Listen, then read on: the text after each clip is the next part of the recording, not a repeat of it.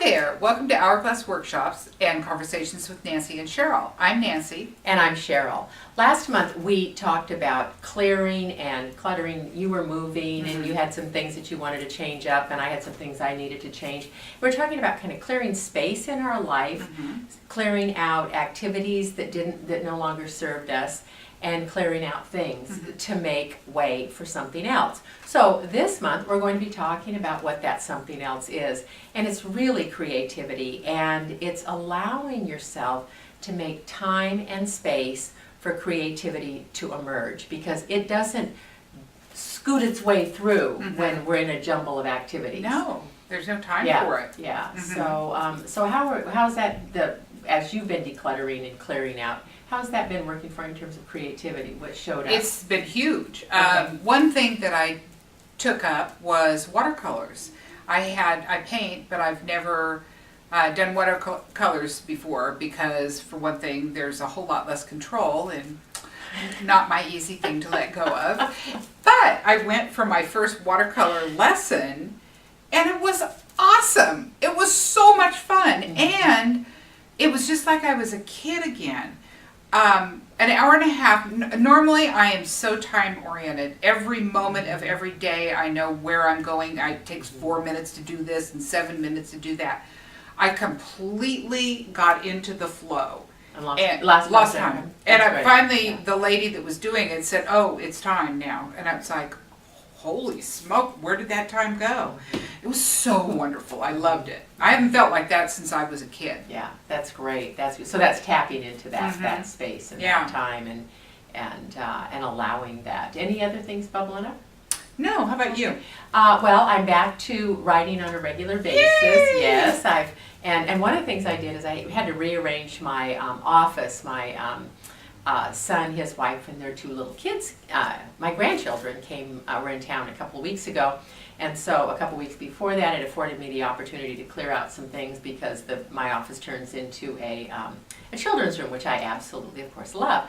But in the process of doing that, I cleared away all the paperwork and all the things off my desk, off my credenza, and it just opened up a space. And so now when I sit down, I write for a designated period of time.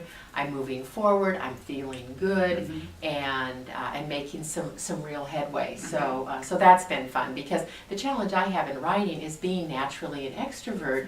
Spending a couple of hours by myself, alone with my thoughts, is challenging. It's really hard. No kidding. It's really hard. That is something I had thought about, but I started doing that The Artist's Way by Julia Cameron, and it's a 12-week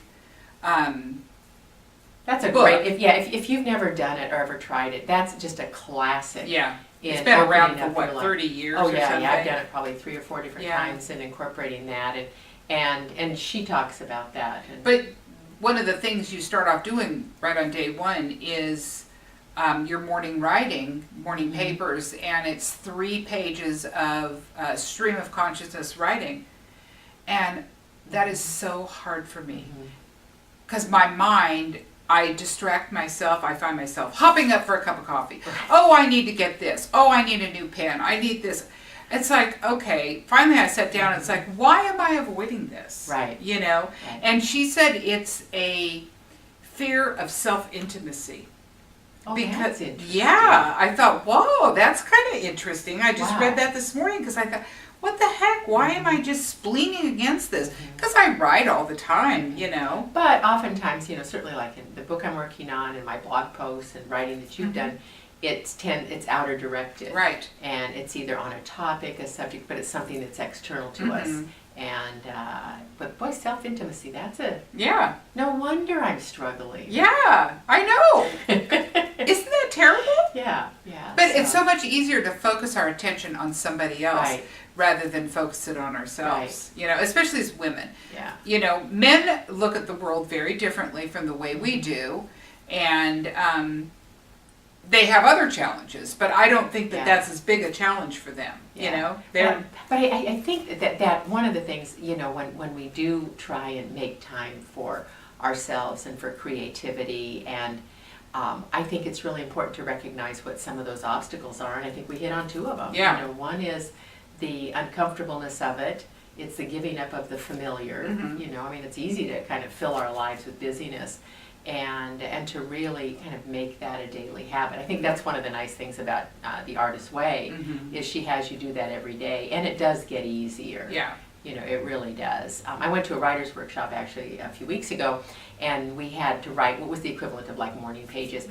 And one of the things that she did, which I thought was great, is she had you listen to Baroque music, because there's something about the rhythm of Baroque music that does something rhythmically or in your Oh, you know, your that mind. would work. Yeah. I have this. And it really did Yeah, work. I'll And, bet. so anyway. I used to pay bills to the Benedictine monks chanting, Uh-huh.